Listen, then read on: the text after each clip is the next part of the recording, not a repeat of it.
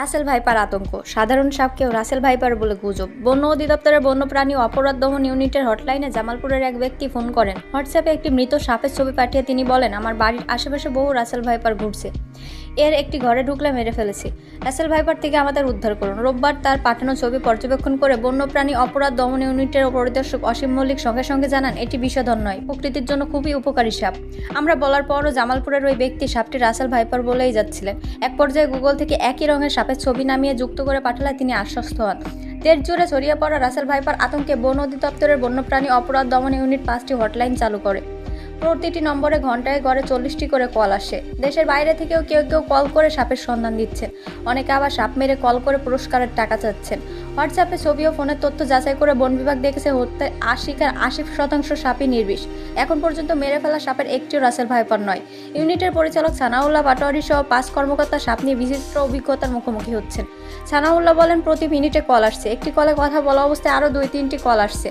অধিকাংশ মানুষই আতঙ্কে কল করছেন, কেউ কেউ সাপ দেখলে কি করবেন জানতে চাচ্ছেন। আমরা তথ্যদাতা থেকে হোয়াটসঅ্যাপের মাধ্যমে ছবি এনে দেখেছি, এখন পর্যন্ত হত্যার শিকার সাপের মধ্যে একটিও রাসেল ভাইপার নয়, প্রায় সবই নির্বিষ এবং পরিবেশের জন্য উপকারী। ইউনিটের পরিদর্শক অসীম মল্লিক জানান, গত 3 দিনে ঘন্টায় প্রতি নম্বরে 40 থেকে 50টি করে কল এসেছে। অনেকে আতঙ্কে কল করে সমাধান চাচ্ছেন। সৌদি আরব, কাতার, সংযুক্ত আরব আমিরাত, ওমান সহ বিভিন্ন দেশ থেকে প্রবাসীরা ফোন করে তাদের বাড়িতে সাপের উপস্থিতির কথা জানাচ্ছেন। সবচেয়ে বেশি আতঙ্কে এবং করণীয় কি জানতে চেয়ে কল করছেন। তথ্যদাতাকে ছবি পাঠাতে বলে কেউ সাপ মেরে, কেউ জ্যান্ত সাপের ছবি দিচ্ছেন। এমন ছবিতে ফরিদপুর মৃত সাপটিও রাসেল ভাইপার নয়। গুজবে মানুষ নিরীহ এবং প্রকৃতির জন্য উপকারী সাপ মেরে ফেলছে। কলদাতাকে সাপকে না মেরে তাড়িয়ে দেওয়ার পরামর্শ দেওয়া হচ্ছে। বন্যপ্রাণী অপরাধ দমন ইউনিটের পরিচালক বলেন, রাসেল ভাইপার বেড়ে যাওয়ার অন্যতম কারণ প্রকৃতি থেকে তার খাদ্য কমে গেছে। এখন রাসেল ভাইপার নিয়ন্ত্রণের নামে যেগুলো মারা হচ্ছে, এর মধ্যে ঘরগিন্নি, অজগর, দাঁড়া, শঙ্কিনী সহ বিভিন্ন প্রজাতির সাপ রয়েছে। এদের অধিকাংশেরই খাদ্য রাসেল ভাইপার। তারা রাসেল ভাইপারকে খেয়ে নিয়ন্ত্রণে আনে, অত সুযোগে মানুষ উপকারী সাপে মেরে ফেলছে। আমরা হটলাইনে কল করা সবাইকে অনুরোধ করছি, সাপ না মেরে তার মতো থাকতে দিন। কোনো সাপ নিজের জন্য কাউকে হুমকি মনে না করলে আক্রমণ করে না। আর রাসেল ভাইপার গাছে ওঠে না, ঘরেও আসে না। ফসলের জমিতে যাওয়ার জন্য একটু সচেতনতা অবলম্বন করলে রাসেল ভাইপারের দ্বারা আক্রান্ত হওয়ার ঝুঁকি অনেকাংশে কমে। আমরা মনে করছি মানুষ যে সচেতন হয়েছে এটা ভালো দিক, তবে সাপ হত্যা বন্ধ করতে হবে। সাপের বিষ নিয়ে গবেষণা করা প্রতিষ্ঠান ভেনম রিসার্চ সেন্টার এক বিবৃতিতে জানিয়েছে, গুজবের ক্ষেত্রে পুরনো ছবি ব্যবহার করা হচ্ছে। যেখানে রাসেল ভাইপার থাকার কোনো সম্ভাবনা নেই, সেই জায়গার ছবিতে সাপটি দেখানো হচ্ছে। এমন সব প্রজাতির সাপের ছবি প্রচার করা হচ্ছে যার কোনো অস্তিত্বই বাংলাদেশে নেই।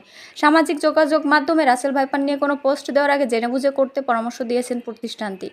চট্টগ্রামের চন্দানাইশের পাহাড়ি অঞ্চল ধোপাছাড়ি ইউনিয়নের চিরিংঘাটা এলাকায় গতকাল বেলা 11টার দিকে রাসেল ভাইপার সন্ধ্যায় পিটিয়ে মারা হয় 4টি সাপ। এর মধ্যে 2টি দাগি ডোরা জাতীয় বিষহীন সাপ বলে জানিয়েছেন বন বিভাগের 2000 রেঞ্জের রেঞ্জার রাজিউল করিম।